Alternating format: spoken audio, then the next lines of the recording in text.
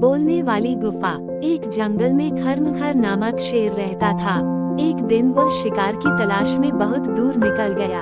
शाम हो चुकी थी, कोई शिकार हाथ नहीं लगा था। ऊपर से वह थक कर चूर हो चुका था। तभी उसे एक गुफा दिखाई पड़ी। वह गुफा के अंदर चला गया। गुफा खाली थी। शेर ने सोचा अवश्य यहाँ रहने वाला जानवर बाहर गया है। रात होते होते वह गुफा में वापस जरूर आएगा।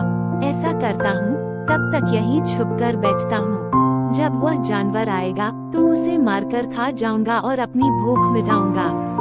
वह गुफा में एक कोने में छुपकर बैठ गया। वह गुफा दक्षपुच्छ नामक गीदड़ जाकल की थी।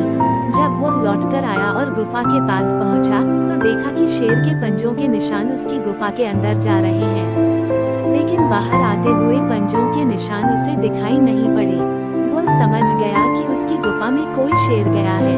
उसे ये भी संदेह था कि वह अब भी अंदर ही बैठा हुआ है। ये पता लगाने की शेर गुफा में बैठा है या नहीं, उसे एक युक्ति निकाली।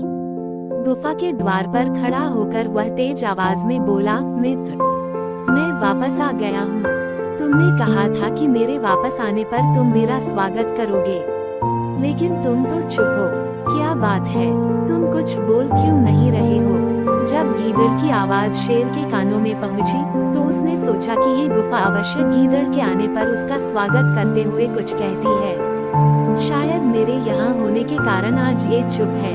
अगर गुफा कुछ न बोली, तो कहीं गीदड़ को संदेह न हो जाए और वह वापस न चला जाए। इसलिए वह गरज कर बोला, आओ मित्र, तुम्हारा स्वागत है, जल्दी अंदर आओ। शेर की गरज सुनकर गीदड़ डर गया। वह उल्टे पैर वहां से भाग गया। इधर शेर बहुत देर तक गीदड़ ने अंदर आने की प्रतीक्षा करता रहा, लेकिन सब व्यर्थ रहा। अंत में उसे समझ आ गया कि गीदड़ उसे मूर्ख बनाकर भाग गया है।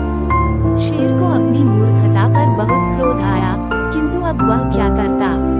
शिकार उसके हाथ से निकल चुका था। सीख: भविष्य के संकट को भांप कर जो बचने की युक्ति निकाल ले, वह बुद्धिमान होता है।